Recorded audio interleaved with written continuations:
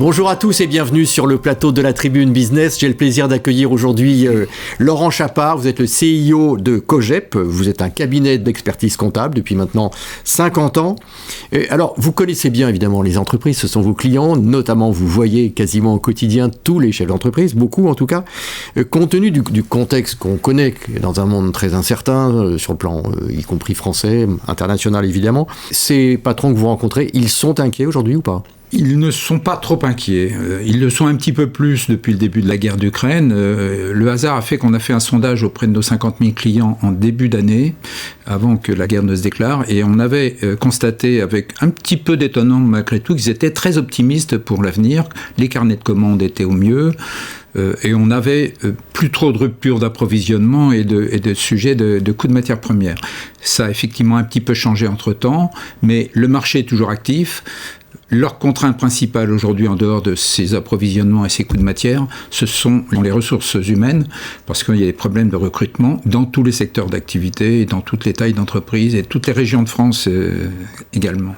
Par définition, en général, un cabinet d'experts comptables rassure plutôt les entreprises. Vous, alors, vous balayez assez large, même très large, comptabilité, droit des affaires, assurance, prévoyance, mutuelle, retraite, gestion de patrimoine, même ça contribue à rassurer vos interlocuteurs. Oui, enfin, accessoirement, c'est aussi notre credo, puisque depuis 50 ans, on s'est inscrit dans l'interprofessionnalité, et on a toujours marié ou mêlé les différents métiers qui intervenaient en conseil auprès des entreprises. Alors, le panel n'est pas rempli à 100%, enfin, le spectre n'est pas complet, mais on ratisse quand même énormément, et ça sécurise effectivement les clients qui sont très heureux d'avoir... Ça signifie que vos collaborateurs, leurs interlocuteurs, encore une fois, ils ont toutes ces casquettes en même temps, où il y a des experts suivant les sujets. Non, il y a des experts selon les sujets, puisque pour faire ça et pour avoir un petit peu de succès et puis de performance, il faut avoir des vrais spécialistes, et c'est pas un collaborateur ne connaît en gros qu'un métier. Je vais faire un peu court, mais ça revient à ça malgré tout.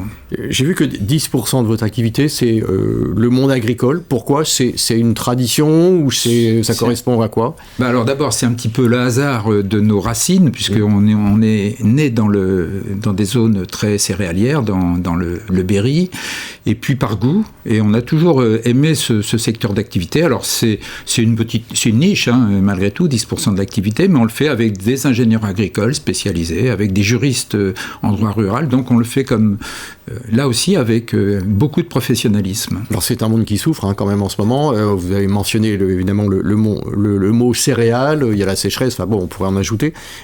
Comment vous sentez les choses ? Effectivement, les récoltes de cette année sont incertaines, mais nous, on ratisse aussi dans le monde agricole. C'est de l'élevage, de la viticulture, de la céréale. Donc en fait, malheureusement, dans leur métier, il y a toujours des années difficiles selon les secteurs d'activité. Donc c'est une de leurs contraintes, et elle est forte. Vous m'avez dit c'est une niche, donc le reste c'est des grosses entreprises, c'est de la PME, des secteurs différents. Voilà, tout secteur, toute taille, de la PME, de la TPE, de l'ETI. Plus grosse quand il s'agit de commissariat aux comptes.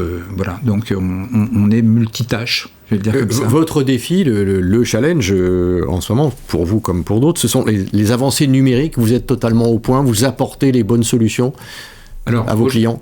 En fait, le sujet numérique est un sujet essentiel pour le futur. Et c'est un futur très proche, parce qu'à compter de 2026... C'est pas un sujet essentiel déjà aujourd'hui ? Si, déjà aujourd'hui, mais à la limite, aujourd'hui, on le maîtrise de façon...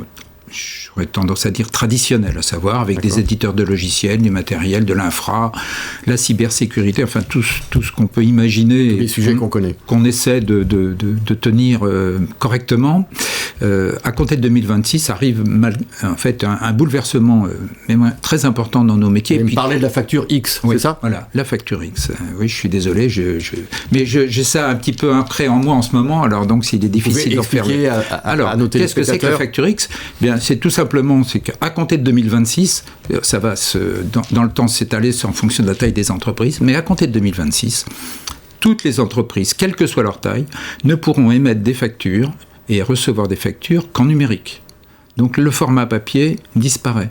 Et toutes ces données numériques arriveront directement par des plateformes Chez l'administration, enfin à l'administration fiscale. Ça, c'est pour lutter contre la fraude ? Pour lutter contre la fraude. Ça marche dans d'autres pays. En Italie, ça fonctionne. Au Mexique aussi, depuis pas mal d'années. Et donc, en Europe, ça va s'installer. Donc, demain matin, on n'a plus, enfin je vais faire simple, mais on n'a plus de support papier et la comptabilité va arriver en direct chez nous. C'est pas déjà un peu le cas, enfin, pour non, beaucoup d'entreprises, non. C'est quoi la proportion facture papier, facture numérique En fait, il y a encore beaucoup de papier. Oui. Voilà, vraiment. Et le numérique, ça concerne surtout les très grosses entreprises.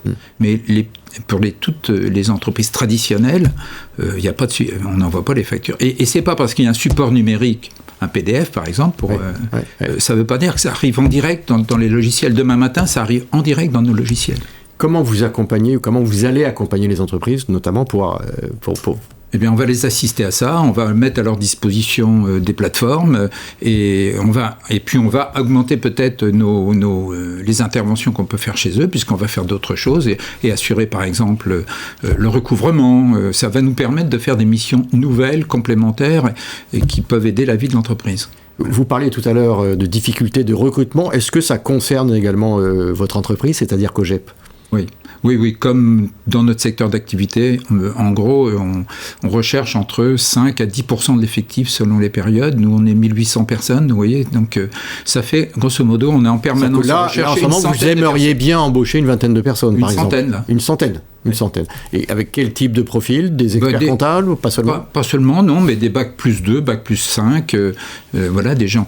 Des jeunes, on fait beaucoup d'alternance, on a l'apprentissage, donc. Ce sont des gens que vous formez ? Et ce sont des gens qu'on forme, puis aussi parfois des collaborateurs qui arrivent d'autres endroits et qui ont déjà de l'expérience, mais on recherche en fait un peu tout type de profil, pareil chez les avocats, chez les experts comptables, enfin... Voilà. Donc on est en vrai recrutement permanent.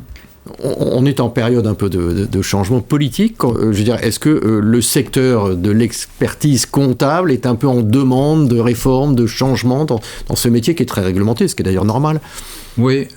Alors, j'aurais tendance à dire, à chaque fois qu'on parle, il faut faire de la simplification pour les entreprises. Oui. Je vais faire une boutade, mais ce qui nous va bien comme simplification, c'est qu'on arrête de toucher à quelque chose.